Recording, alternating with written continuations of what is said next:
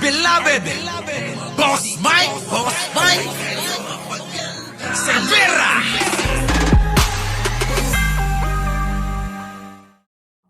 Etong si Marcoleta. Paano po naging one? Ito naman si Marcoleta, naiinggit yata. Inggitano! Sabi niya mga kababayan, 3 bilyon daw araw-araw ang kita ni Ramon Ang. Grabe no? Grabe talaga to si Marcoleta. Oh, sige. Oh, pakinggan natin ha. Oh, pasok! Can you explain that? Paano po naging 110 nang hindi nyo man lang nababalidate? After 2 weeks ba naubos ang inventaryo? Is that the assumption of DOE? No, it's around Yung pala, 7 days. Saan binasa yung 110? That is the question. So, Mr. Chair, because they have to replenish again the 7 days. Pero after 2 weeks, 110 na nga ang ginamit eh. So inventaryo pa rin ang ginamit.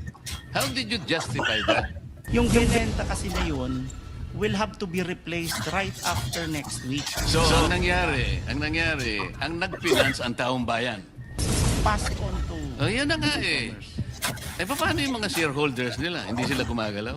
Ang taong bayan ang nagkakapitalize sa atin? Ang sinasabi ko, after 2 weeks pa lang, and considering na meron pa kayong 46 days and 53 days for diesel and gasoline respectively, kumulekta na ng 3 billion, kumita na ng 3 billion pesos per day, which was bankrolled by the people themselves. Ito muna ang sagutin ninyo. Is it reasonable? Did you check the oil companies? Kinuha nyo yung document. Grabe no? Ay, meron pang ano, mga kababayan, taho. Oh, eto na mga kababayan, pinagbibintangan na naman ni Marcoleta. 3 billion daw a day ang kita, mga kababayan. Grabe to si Marcoleta talaga, oh. Oo. Hindi na lang, ewan ko ba. Eto na, si Ramon ang sagot, oh. Seto. And I promise the public we Oh, will not have eto si Ramon ang. Ewan ko ba, bakit kailangan nilang siraan si Ramon ang? Alam nyo kung bakit?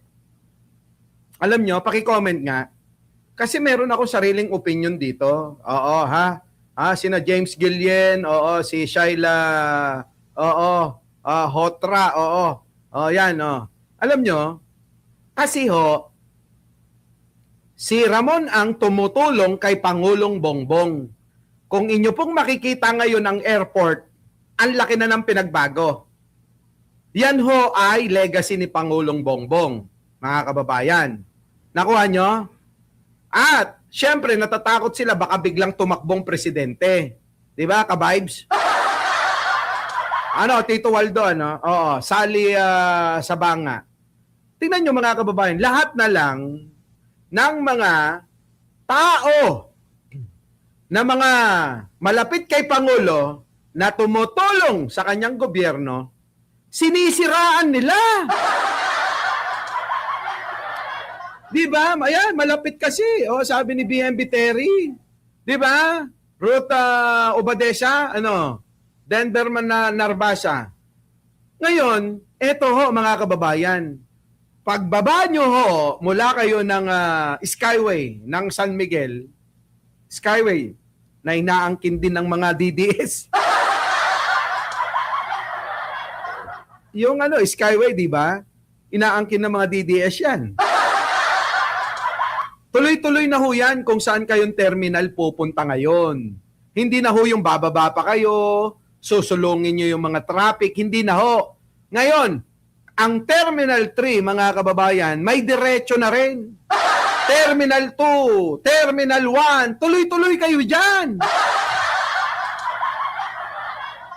Tama, mali, mga kababayan. Dati kasi, mga kababayan, alam nyo, ewan ko kung bukas na yung Terminal 3. Baka nga ngayon bukas na. Kasi nung nakaraan, malapit na eh. Bababa kayo, papunta kayo ng Terminal 3, bababa kayo. Iikot pa kayo doon, sisiksik pa kayo doon sa maraming mga sasakyan. Minsan natatraffic kayo. Minsan nalilate kayo. 'Di ba? Nalilate kayo kasi dadaan pa kayo, kakarampot na lang, matatraffic pa kayo. Kadalasan gano'n, ano? Ngayon, hindi na ho. From Skyway, tuloy-tuloy na ho sa mga terminal. Ang dali-dali na lang ho pumunta. Maginhawa na ho. Oo, shoutout kay BMB Terry. Oo. Di ba, mga kababayan? Ngayon, dahil nga maraming nagagawa itong Ramon Ang, nakakita na naman ng pagkakataon si Marcoleta para banatan siya. Ibinibintang ni Marcoleta ang 3 billion araw-araw daw nakita nila. Sakit sa ulo, mga kababayan ng mga DDS, ano? Eto, sige, tuloy natin, mga kababayan ko. Itong public service na to.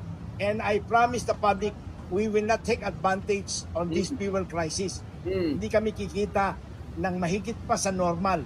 And I'm willing to even lower the income. Baliwala sa akin income. In fact, sabi ko nga kung gusto ng gobyerno, pwede nga ng gobyerno bilhin yung petro sa akin. Kung bilhin nila, mas magaling sila magpatakbo di ba? So, in short, you have my 100% cooperation na tutulungan yung mga kababayan natin. Yon. Okay. Kita nyo, mga kababayan ko, eto ho, si Ramon Ang may napatunayan na, mga kababayan. Kayo talaga.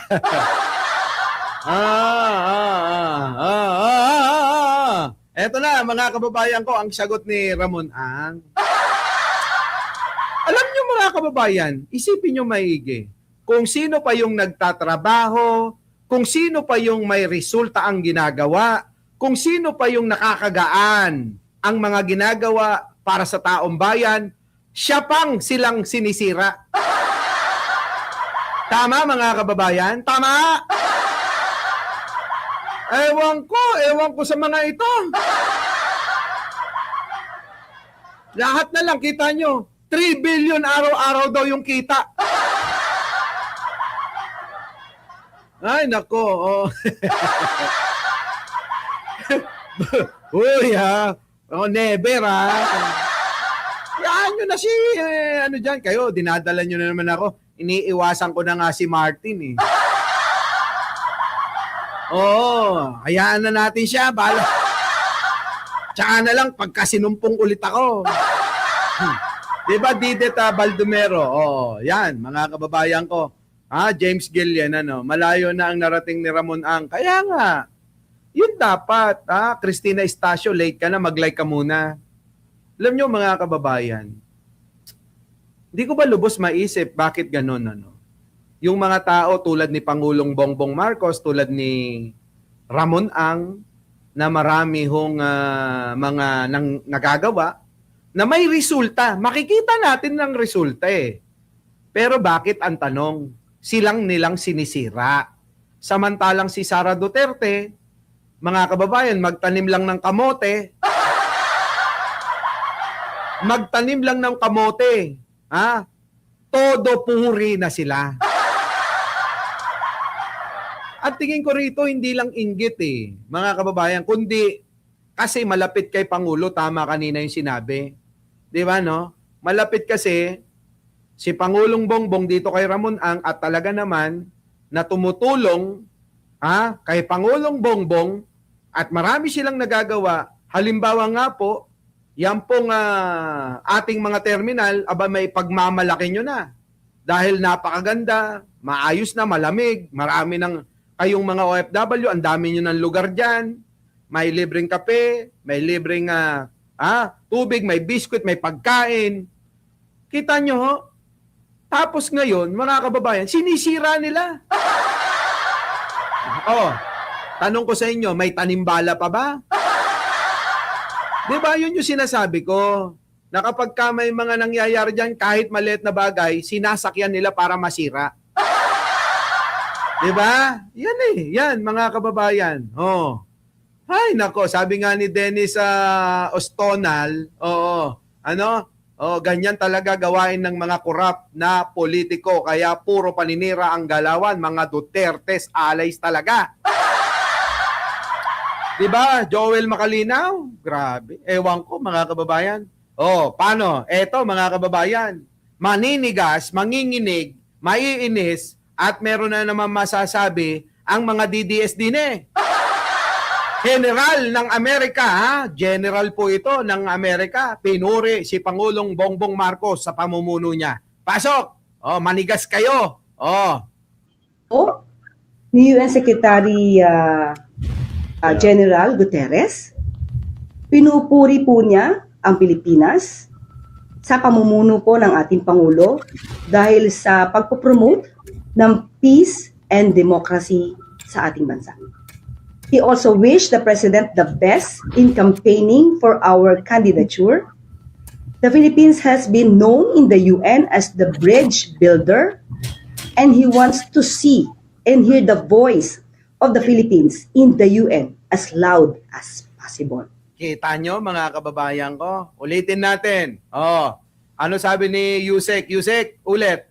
Nabanggit po ni UN Secretary General Guterres. Nako!